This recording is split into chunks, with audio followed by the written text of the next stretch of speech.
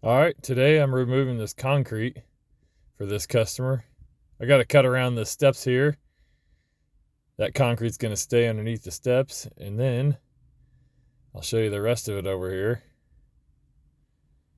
It's not a huge pad, probably 10 to 15 by 30.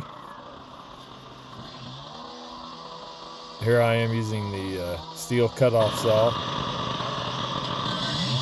It's a little dusty. I'll explain that here in a second.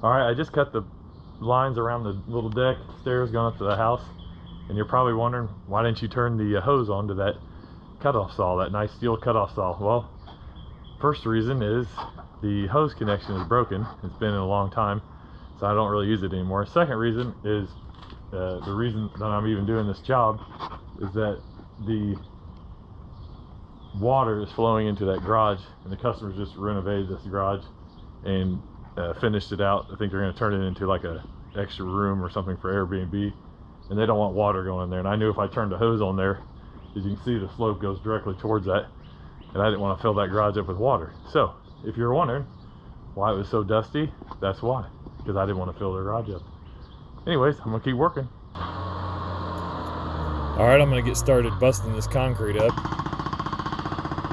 As you can see with this concrete, there's quite a few cracks running through it already. It's not the greatest concrete. It's probably served its purpose.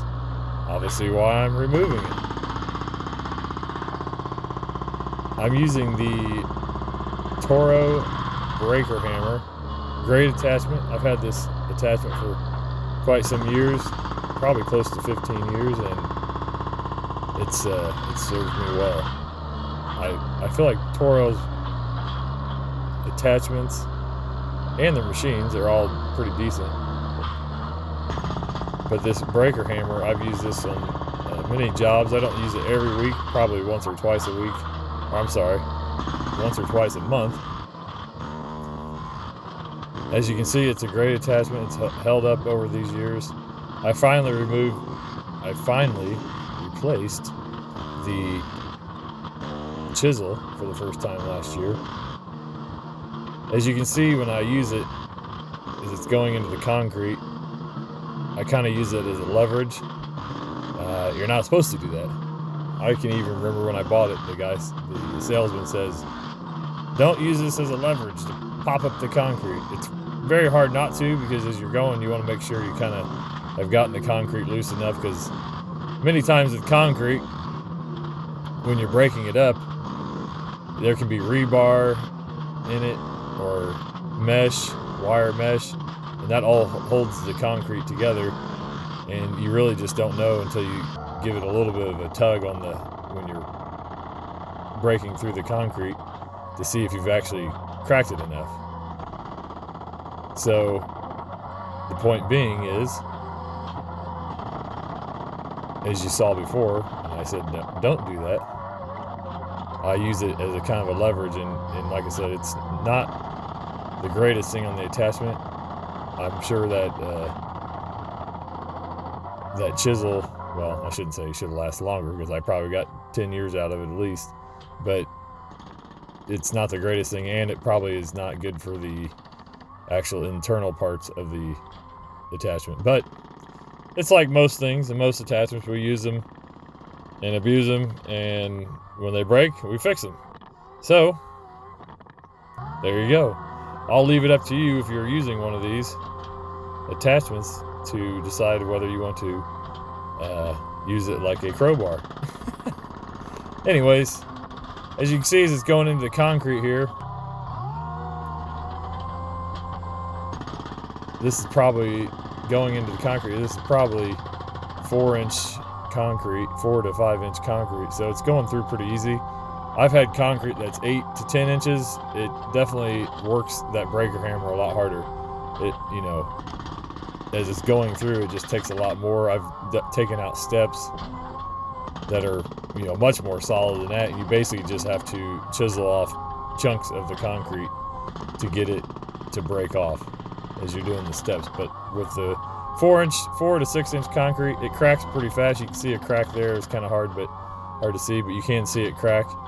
And all concrete's different. I'm taking out lots of concrete, old, that's probably 60, 70, 80 years old or older, at some of these older homes in Indianapolis, and I've taken out concrete that was poured a week before. So it all kind of cracks and breaks differently. So it's an interesting material to remove. It's heavy, and oh, there you go. There you see the cracks popping through there. So you know when you see the cracks, it's definitely loose enough to. There's a better view of the cracks there. You know when you bust through there and you see the cracks forming, that it's probably going to be ready to pop up. So now I've got my stump bucket. I don't know if they intended for the stump bucket to be a concrete removal bucket, but I'll tell you what, I use this stump bucket a lot. As you can see, when I'm lifting up the pieces, it's prized it up nicely, and actually, a viewer from a previous video I'd made, they asked, why you use that stump bucket? And I'll show you why in a second. But one of the main reasons is, first, the ability to pry up the concrete very easily rather than using a tooth bucket, and also when I'm not necessarily putting it in my trailer right now. I'll show you that here in a second. But the other reason is when I'm putting it in my dump truck, the bed of my dump truck, I can actually reach across all the way to the other side of the truck from one side. Because a lot of times when I'm loading my truck, I load it from one side. So I can actually pinpoint exactly where I want it. I can stack it in there real nice and neat and push it around. Whereas a bucket's a little harder to do that, but the reach is a little farther than my bucket, so I can reach all the way across there. But like I said, it just comes down to efficiency. I'm trying to, I could put a lot more concrete. And as this job, I'm loading it right into my trailer right there. If I was going, from the back of a house to the front, I would probably loosen it all up with the stump bucket first, and then I would put it in my regular bucket to get it to move more concrete. But as you'll see here in a second, I'm going to I'll stack some of these pieces. I'll stack 2 or 3 on top of each other, and really you can't put too much more of that. The machine won't lift it. So it's a little bit of a balancing act. As you can see, it's kind of wobbling there, but I don't know. It's like anything. You get going, you get used to it, you get a feel for it, and you get the concrete moved. Here's another piece getting popped up.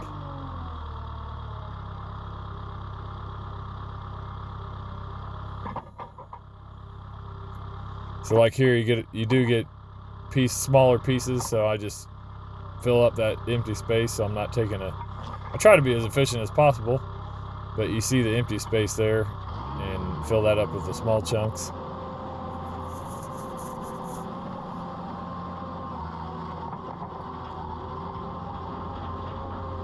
When I'm moving concrete, I really, what I'm trying to do is,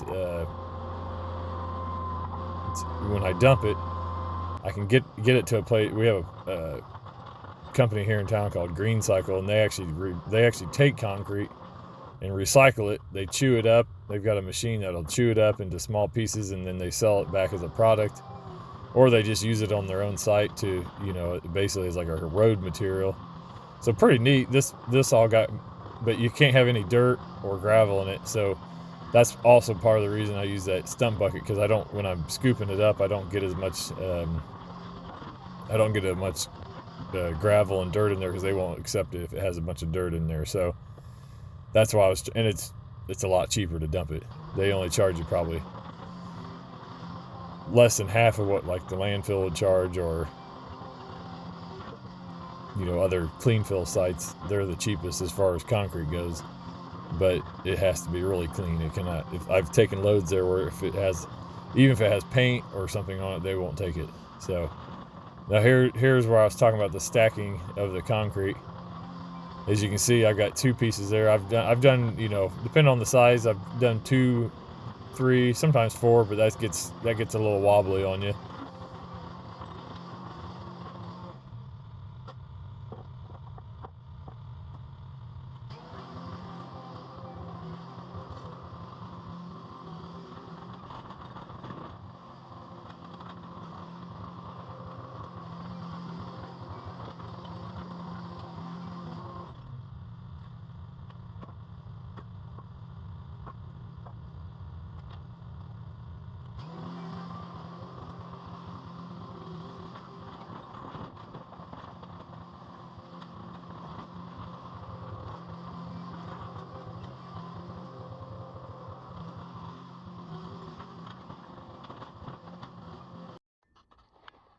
So concrete can have its challenges sometimes, and this concrete has mesh in it, wire mesh. Sometimes it does, sometimes it doesn't.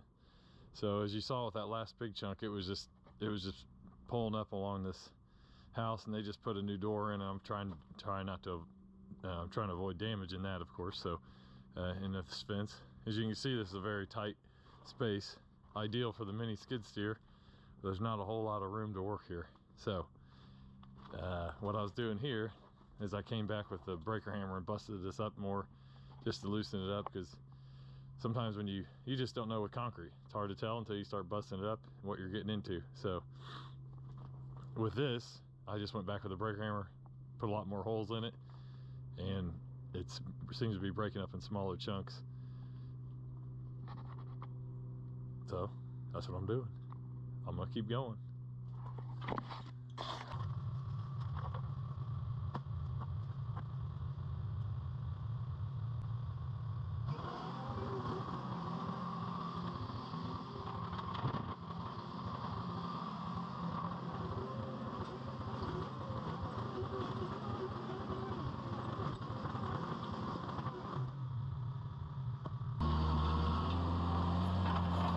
Here's my land plane. This is my favorite attachment. This, I've mentioned this in other videos, but this land plane is again, it's a Toro brand. I've had this, I started out with the Toro Dingo, and so that's why a lot of my attachments are Toro branded. But I tell you what, they just make good attachments. There's a lot of companies out there that make these. I mean, you can buy them just about anywhere, but I've had really good luck with it. That's just angle iron based. It's such a simple design. That's just angle iron. I've replaced a couple of those bars are going across there over the years, just because they do get bent. You hit a big tree root or a rock or something or a pipe, and it'll bend it, and it's too hard to bend it back usually. So I just cut the piece out, weld a new piece in, and good to go. So. But yeah, this attachment's amazing. It really is my favorite attachment. Just simply because it's so simple. That's exactly why. It's so simple, but it does like I see guys using a bucket to grade, and I honestly don't know how they do it. I've tried grading with a bucket, and I mean, I can do it, but when you have the leveler, it's just so much easier.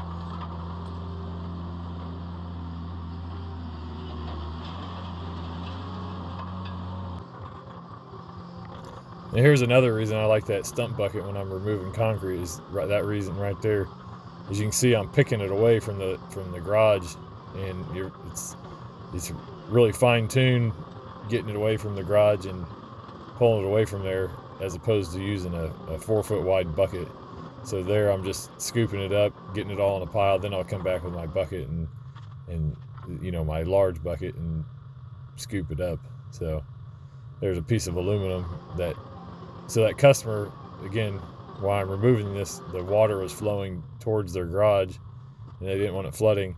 And that piece of, whoever had put that concrete in, put a piece of aluminum in their kind of track to funnel the water away from the garage. So I think this customer will be happy with this when I'm all done, because I'll be putting as you saw in the beginning of it, I'll put crushed limestone in there, and that'll help the drainage in itself, and then it will obviously they're getting rid of the concrete that's all busted up.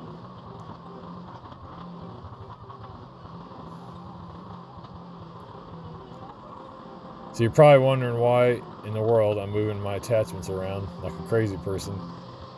But again, I didn't have much room. The driveway was really narrow, so basically I had to get all my attachments back there, back of my truck in here, because back of my trailer in here, because I didn't really have any room to go around it to the front. So that's why all my attachments are all just stacked right there all over the place, because there was just no room on this job. So that's what I was doing at the end there. I was getting all that last little bit of concrete into a corner.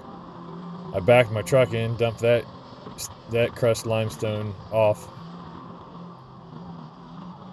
to the side, and now I'm getting this last little bit of concrete out of here.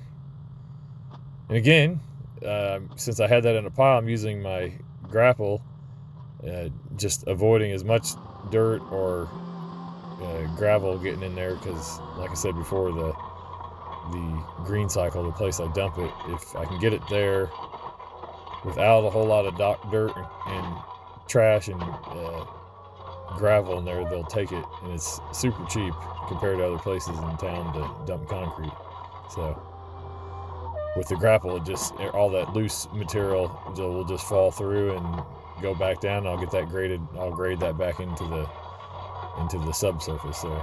So, and you got it's just like a big hand.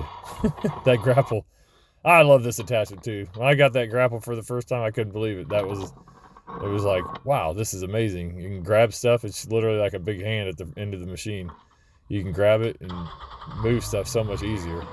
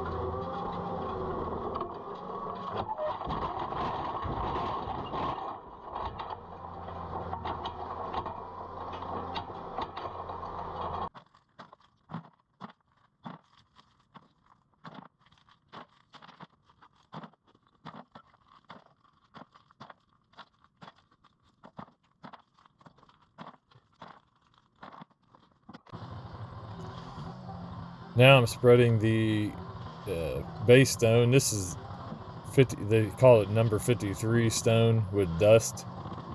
So basically it's got anywhere from, this is a pretty dusty mix. It's not always consistent, but this is it'll have a 1 to 1.5 inch size stone all the way down to dust. But it turns into concrete once it's hardened and set up and compacted, and it's used a lot of times for underneath asphalt and concrete, different hard surfaces that people put down. A lot of people use under pavers, and that's what and it's a little cheaper material, so I'm using it here. I'm going to put a nicer, cleaner stone on top. I think I used number 11s on this, but that's a really small, like a pea gravel size almost. So this is 53s with dust, and you can use this as a driveway material. It's not a big deal. It's just it can get muddy in the spring and winter when they get a lot of freeze and thaws here in Indiana. So a lot of times in the wintertime, people have this down, and they'll have it down as a regular driveway material, but it's great and if it freezes up, it's not bad. But then as soon as we get those thaws, all that water comes out of it and it gets muddy. So anyways, now I'm leveling it out, getting it nice and smooth. I'll use a rake to kind of finish up those edges and then run over the machine and get it packed down.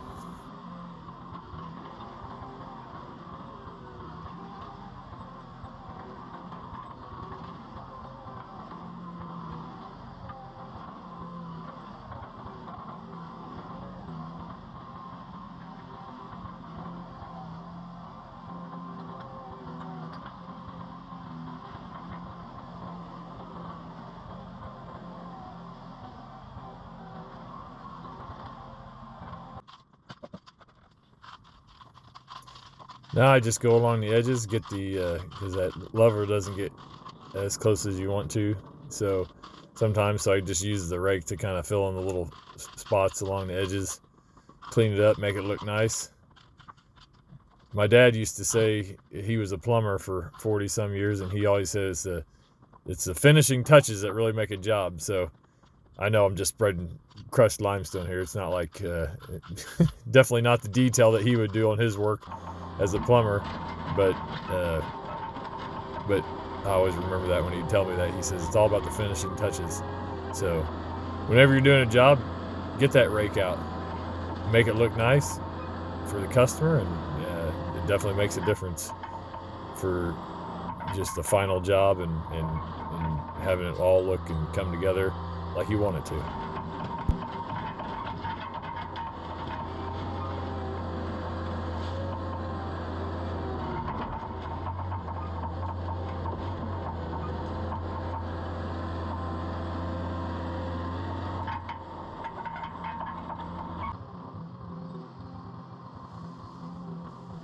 Now I'm spreading the stone top layer. It's a number 9 stone. Most driveways I do for customers, I'll use a number 8 stone. They call it sewer 8s. It's washed. It doesn't have any of the dust or very little dust in it, and so it doesn't get muddy in the wintertime, as I mentioned before. But this is a great. I don't use number 9s very often. It compacts just a little tighter, but it is a little more expensive. But for this smaller driveway, I didn't want something huge. I didn't want a large stone in there, and I knew they weren't going to be driving on a whole lot. I think they're actually going to use it more for just like a sitting area. So I didn't want something big for them to walk, a bigger stone to walk across. So this stone is nice for this application. So, and there's one that's still a little bit smaller, a number 11s. That's like a pea gravel size, but this size is number 9s. All right, this job's almost complete. Just going back with the hand rake to get all the edges cleaned up, make sure that gate opens. I've done that many times, putting stone down, and I get all done and the gate doesn't open. So you want to make sure of that before you leave, because then the customer's calling you back and saying, hey, I can't get my gate open. Anyways, I'm just going to clean up these edges and make it nice and clean along the garage door there, and clean up those edges along the fence, and I'll be all done. Hey, I appreciate you watching this video. Hopefully it was interesting for you.